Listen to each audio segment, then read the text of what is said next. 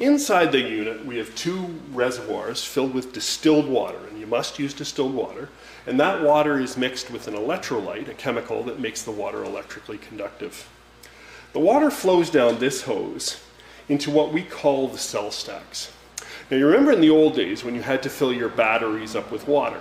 Well, that was because your batteries were gassing off the water, turning it into hydrogen and oxygen and gassing that out.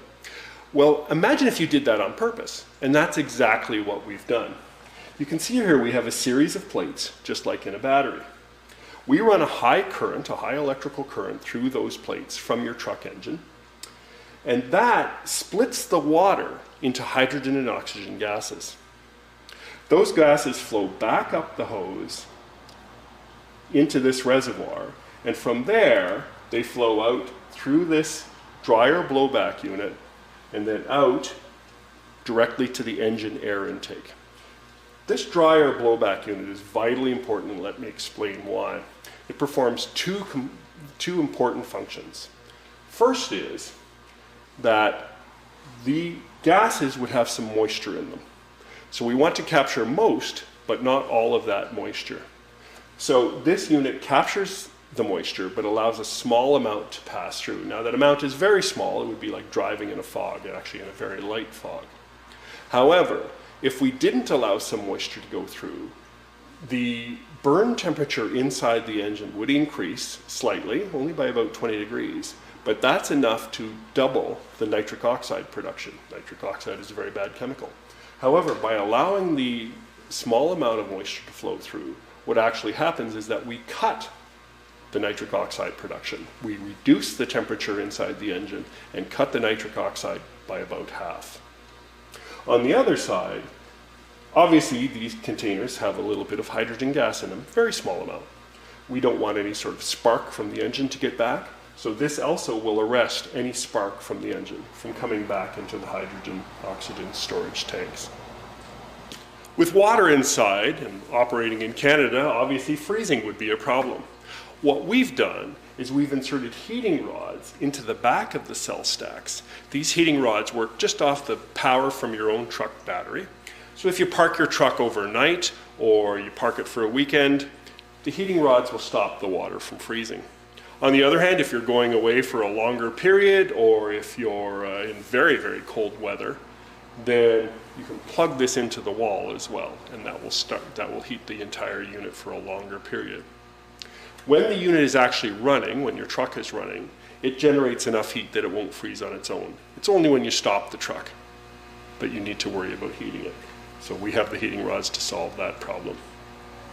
If you can see here, we've got some very nice certifications. We have been certified by the Environmental Protection Agency, the EPA in the United States. We've also compliant with ISO 22734. That's a specific ISO certification just for hydrogen generation units like this. And we've got CE certification as well. You'll notice on our front cover that we've also recently won the EcoStar Award for Technology Excellence. We're very proud of being given that award. The entire unit, obviously enclosed in this beautiful stainless steel case, very sturdy, built to go on a truck or a piece of heavy equipment, built for the outdoor environment, built to take whatever you need to throw at it. Here we have a few pictures of our units installed. Here's a Class 8 truck. This fellow drives from Vancouver to Edmonton and back every week. Here's a concrete truck. Here's a municipal works truck. This is actually a vacuum truck. Here is a piece of heavy equipment that's using our unit, and a bus that has it installed inside the luggage rack. And here we have a generator with our unit installed. We've designed this system to work with anybody who's using maybe $50,000 to $100,000 in fuel a year. So that's typical long-haul trucks or anybody who's operating heavy equipment for 8 hours a day. Using that much fuel, you pay back our system in 6 to 9 months.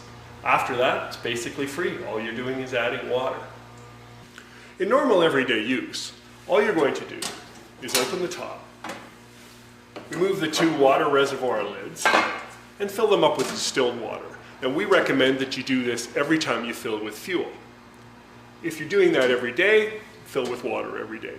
Normally, it would only take about 1 liter of water per day to run this system. The tanks hold 4 liters each, so there's quite a bit of water in there. Normally, topping them up would just be 1 liter. Close up the lids again, securely. Close the lid, and off. Diesel fuel has a flame speed of 30 centimeters per second. That means the flame spreads at 30 centimeters per second. So what happens is that the fuel around the outside walls doesn't burn. This is not a secret, this is something that's well known. This is why you can smell diesel when you walk past a diesel engine.